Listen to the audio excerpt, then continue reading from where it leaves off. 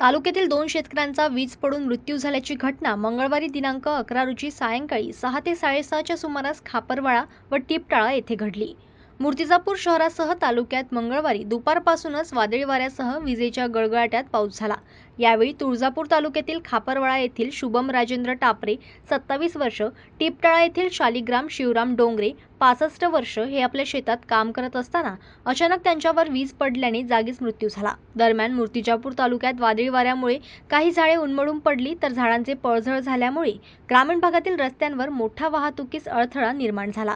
घटनेची माहिती मिळताच गावकऱ्यांनी शेतात धाव घेतली तर पुढील उत्तरणीय तपासणीकरिता मृतदेह श्रीमती लक्ष्मीबाई देशमुख उपजिल्हा सामान्य रुग्णालय येथे ठेवण्यात आला असून घटनेचा पुढील तपास मूर्तिजापूर ग्रामीण पोलीस स्टेशनचे निरीक्षक कैलास भगत यांच्या मार्गदर्शनात मूर्तिजापूर ग्रामीण पोलीस करीत आहे.